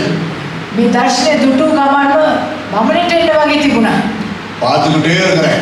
බලාගෙන හිටියා. புருஷன் உள்ள நுழைஞ்சார் பஸ்ல. ස්වාමි පුරුෂයා බස් එකට. அவ்வளோ பேர் பஸ்ல இருக்கிறாங்கன்னு கூட அவன் நினைக்கல. මෙච්චර දෙනෙක් බස් එකේ ඉන්නවද කියලාවත් ඔහු හිතුවේ නැහැ. இன்னும் தின்பண்டம் பொட்டலம் எல்லாம் வாங்கிட்டு வந்து கொடுத்தான். කෑම ටිකක් අරගෙන ආවා. அப்படியே கெட்டு நின்று கட்டி பிடிச்சான். ළඟට ඇවිත් ඇව බදාගත්තා. அந்த பெண்ணு முகத்துல முத்தம் கொடுத்தான். சொந்த புருஷன். ඒ ස්වාමි පුරුෂයා තමයි ඇව සිපගත්තා. எனக்கு தூக்கி வாங்கி போட்டுச்சு. බලතුමා පුදුම වුණා. என் உள்ளம் பேசுது. හදවත කතා කරන්නේ. அந்த பெண்ணு நல்லா இருந்தா அழகா இருக்குன்னு சொல்லி நீ எவ்வளவு வெறுக்கிற, ஆனா அவனுடைய புருஷன் பாரு தான் மனைவியை எவ்வளவு நேசிக்கிறான்னு ஆண்டவர் உணர்த்துறேன். දෙවියන් වහන්සේ හැඟෙව්වා බලන්න ඒ ස්වාමි පුරුෂයා කොච්චර ඒ භාර්යාවට ආදරේද කියලා. නමුත් ඔබ හිතනවා එයා බannකොට මම නිටිනවා වගේ කියලා. புருஷர்களே உங்கள் மனைவிடத்தில் அன்பு கூறுங்கள். ස්වාමි පුරුෂයා ඔබගේ භාර්යාවට ප්‍රේම කරන්න. ஆராதனை முடிச்சுட்டு போன பிறகு வீட்டுல உங்க மனைவியை பார்த்து சிரிக்கணும். මේ නමස්කාරය වුණාට පස්සේ භාර්යාව දිහා බලලා ඔබ hina වෙන්න ඕනේ. சிஸ்டர்ஸ், தாய்மார்கள் தினம், அன்னையர் தினம், உங்க கணவரை பார்த்து சிரிக்கணும். ඒ වගේම සහෝදරයෙක් මේ මව්වරුන්ගේ දිනේ ඔබගේ ස්වාමි පුරුෂයා දෙස බලලා hina වෙන්න. ஒரு இடத்துல இப்படிதான் சொன்னேன், புருஷன் தான் மனைவியை ஐயா எத்தனை வருஷம் ஆச்சு உங்க மனைவியை பார்த்து சிரிச்சுன்னா அது மூஞ்ச பார்த்தா சிரிக்கிற மாதிரி இருக்குதுன்ட்டார். ස්වාමි පුරුෂයා පාඩතුමා කියලා තියෙනවා දැන් ගිහින් ඔබගේ භාර්ය සම hina වෙන්න කියලා. அந்த முகத்தை මූණ දැක්කම මට hina වෙන්න විතරක් නැහැ කියලා ඔය කියලා තියෙනවා. அந்த முகத்தை பார்த்து தானே என்னடா பொண்ணு பிடிச்சிருக்குதான்னு கேட்டப்ப ஆமான்னு ஒத்துக்கிட்டு கல்யாணம் பண்ணீங்க. கல்யாணம் ஆன பிறகு தானே அந்த மாதிரி எல்லாம் ஆயிடுச்சு. உன்னால தானே அந்த அழகெல்லாம் போச்சு. உனக்காக தானே. ඔබ කැමති වුණානේ දැන් විවාහ වෙන්න. පස්සේ එයාගේ මේ ලස්සන ඔක්කොම එයාගේ ඉවත් උනේ. நல்லா தெரிஞ்சுங்க, இதெல்லாம் வாபஸ் பண்ண முடியாது. சாகர வரைக்கும் வாழ்ந்துதான் ஆகணும். ඉතින් කොහොම හරි භාර්යාව සමග මැරෙනකම් හරි ජීවත් වෙන්න තමයි ඕනේ. வேகமா முடிக்கலாமா? අවසන් කරමු. ஆதியாகமம் 19:17 குடித்துக் கொள்ளுங்கள்.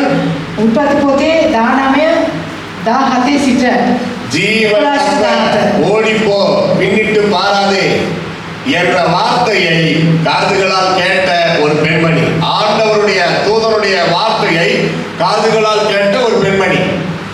சொல்லுங்கம்மா. ඔවුන් පිටට ගෙනා කල්ලි ඒකනේ පිටට ගෙනා කල්ලි උන්වහන්සේ කතා කොට නුඹේ ප්‍රාණය ගලවා ගන්නට දුවපන්න ආපසු නොබලන්න. ஆமா, ඒක ආපු ඉස්සයක් එම කියන්නේ. இதுக்கு இடையில பாருங்க, அதே ஆதியாகமம் 19:16 குடும்பத்தோடு ஒவ்வொருத்தர் கையை பிடிச்சு அந்த தேவதூதர்கள் லோத்து அவருடைய மனைவி 2 பெண் பிள்ளைகள் கையை பிடித்து பட்டணத்துக்கு வெளியே வந்து விடுற வரைக்கும் தேவதூதர்கள் பிடியில இருந்த ஒரு பெண்மணி. ඒත් ඔහු ප්‍රමාණ වූ කල්ලි ස්වාමීන් වහන්සේ ඔහු කෙරේ ඇති දයාව නිසා ඒ මිනිස්සු ඔහුගේ අතද ඔහුගේ භාර්යාවගේ අතද ඔහුගේ දූවරුන්ගේ දෙදෙනාගේ අතද අල්වාගෙන ඔවුන්ගෙන ගොස් නුවරින් පිටත සිටියෝය. ஆதியாகமம் 19:25 19:25 அந்த சோதோம் பட்டணம் அக்கினி கண்டகத்தினாலே அழிவதை கண்களால் கண்ட ஹோல் ஃபேமிலி கண்களால் பார்க்கறாங்க. இந்த அம்மாவும் பார்க்கறாங்க. What I am telling you, tell. සොදොම් ගොමොරා ගින්නේ විනාශ වෙන්නේ දැක්කා. அழிவதை සෝදොම් ගොමොරාව ගින්නේ විනාශ වෙන එක ඔවුන් දුටුවා. எல்லாத்தையும் கண்ணால பார்த்தாங்க. நல்ல சுபாவம், நீதிமானுடைய மனைவிதான், விருந்து பண்ணினார்கள். எல்லாம் positive character, very nice note wife. කියන්නේ හැම දෙයක්ම ඇස් වලින් දුටුවා. භෝජන සංග්‍රහයක් දුන්නා. හැම දෙයක්ම කළා. ඒතර හොඳ භාර්යාවක් ඇය. ஆதியாகமம் 19:26 கடைசியா பாருங்க. විශාය බලන්න. ஆண்டவர் சொன்ன கட்டளையை மீறி பின்னிட்டு பார்த்தார்கள். She became a pillar of the salt. එහෙත් ඔහුගේ භාර්යාව ඔහුට පිටිපසින් යමින් ආපසු බැලුවාය. ඇය වනායි ලුණු කණුවක් වූවාය. இவ்வளவு அருமையான நற்குணங்களை பெற்ற ஒரு பெண்மணி பாருங்க, கடைசி கட்டத்துல ஆண்டவரே சொல்லியும் என்ன திரும்பி பார்க்காம ஓடி போன்னு சொன்னாரு. ஏவாளம்மா மாதிரி என்ன அந்த பழத்தை சாப்பிட்டா சாப்பிடக்கூடாதுன்னு சொல்லிட்டீங்க, சாப்பிட்டா என்ன ஆகும்? அதே சுபாவம். திரும்பி பார்த்தா என்ன ஆகும்? நினைச்சாங்க, திரும்பி பார்த்தாங்க, அப்படியே உப்பு தூணாயிட்டாங்க.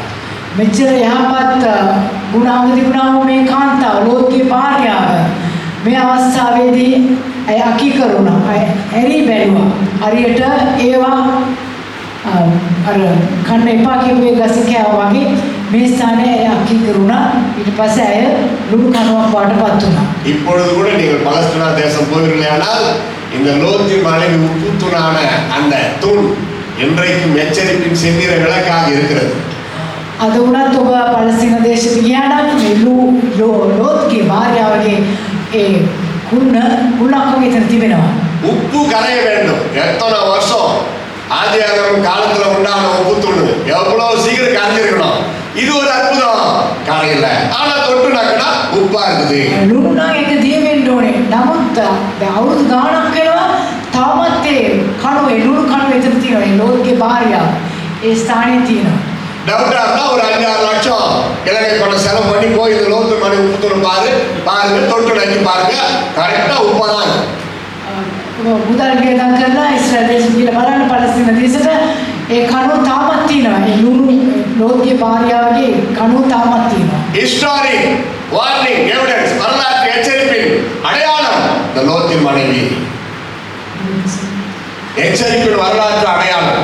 ඒ කියන්නේ අත්‍යාසී අවවාදේ ලකුණක් අවවාදයේ ලකුණක් ලෝත්ගේ භාර්යාවගේ ඒ ලුණු කණුව. இயேசு கிறிஸ்து ஊழியத்துக்கு போறப்போ வர்றப்போ அந்த உப்பு தூணை பார்த்துட்டு போய் வந்து இருப்பார். அதனால தான் லோத்தின் மனைவியை நினைத்துக் கொள்ளுங்கள் சீடர்களுக்கு சொல்றேன். යේසුස් වහන්සේ ගමන යනකොට ඉස්රායල් දේශයට යනකොට ඔක්කොම ඒ කණුව දැකලා ඇති. ඒක තමයි මේ මතේ පොතේ උන්වහන්සේ සඳහන් කරලා තියෙන්නේ ලෝත්ගේ භාර්යාව ගැන. எச்சரிப்பின் செய்தியை நினைத்துக் கொள்ளுங்கள். ඒ අවදානම් කරන ඒ පණිවිඩය ඔබ හිතා ගන්න.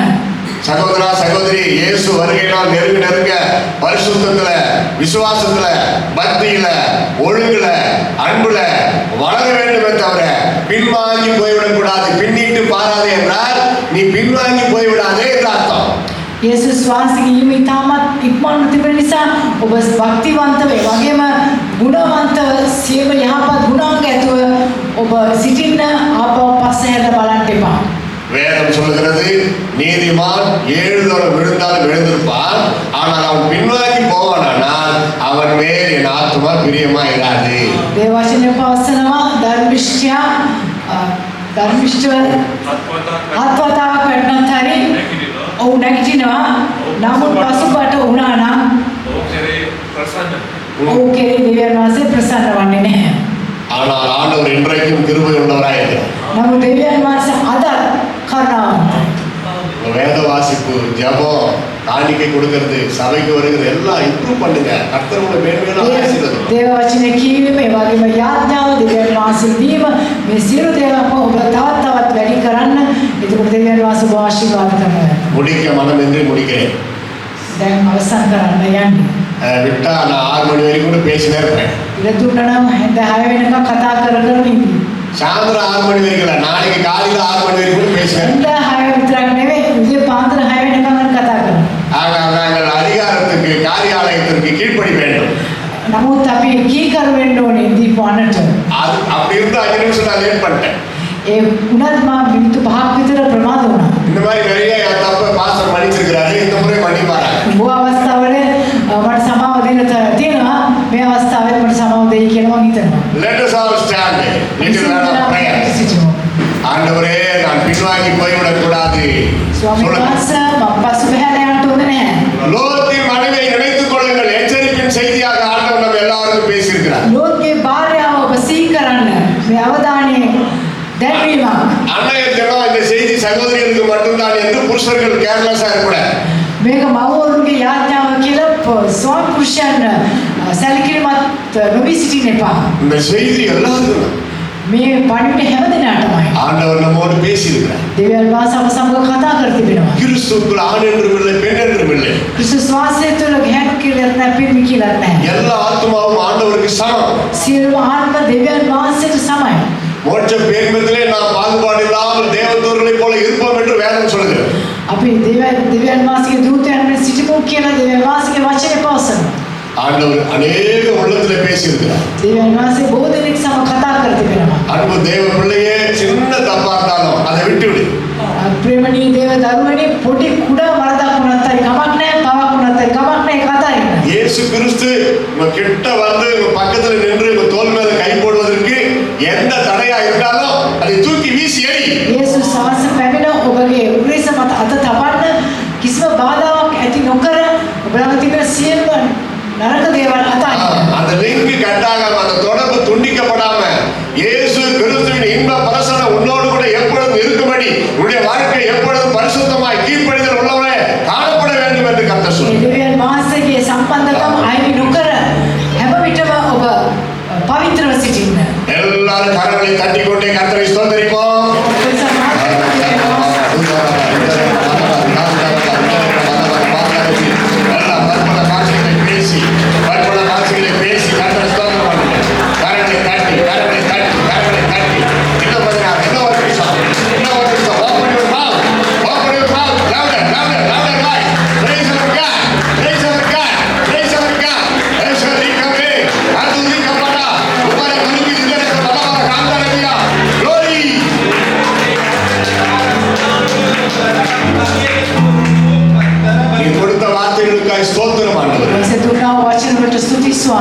என்னோடு பேசின அன்பிற்காய் ஸ்தோத்திரம். මා සමග කතා කරපු නිසා ස්තුති ස්වාමී. வருகை வரை நாங்கள் கடைபிடிக்க ஒரு விஷயம். වාසයේ පැමිණීම දක්වා මේවා ඉෂ්ට කරන අපට උපකාර කරන්න. பரிசுத்தத்தின் மேல் பரிசுத்தமடைய கிருபை செய்.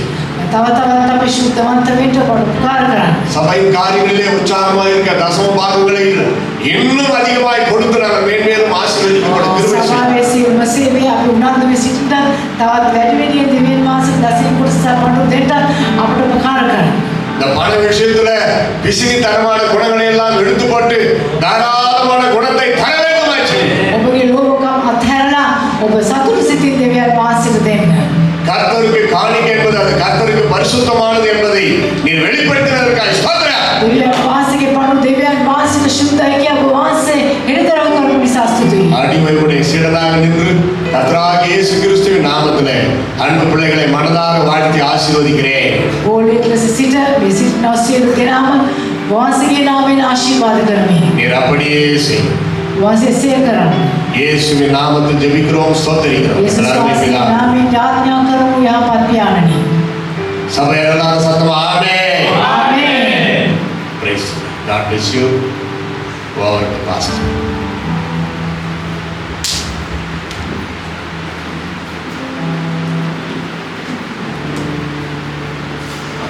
ಸೇರಿದರೆ ಈಶ್ವರ ಮಾಡಿದೆನು ಎಲ್ಲರೂ அமைதியாக அமர்ந்திருக்கிறோம்.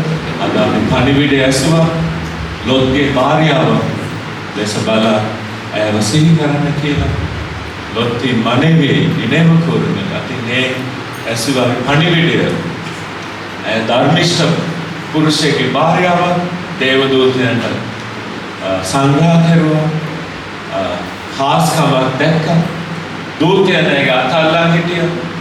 ස්වාමීන් වහන්සේගේ මෙතරම් යහපත් දේ අත්බින්දේ ස්ත්‍රිය අන්තිමයට අකේකරුකමේ ක්‍රියාවක් කෙරුවා.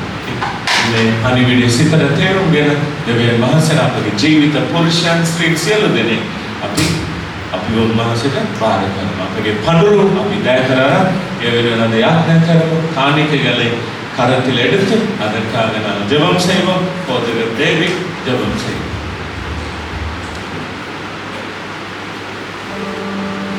கிருபையுள்ள அருமையான ஆண்டவரே, உம்முடைய மகத்துவமான ஆச்சரியமான அதிசயமான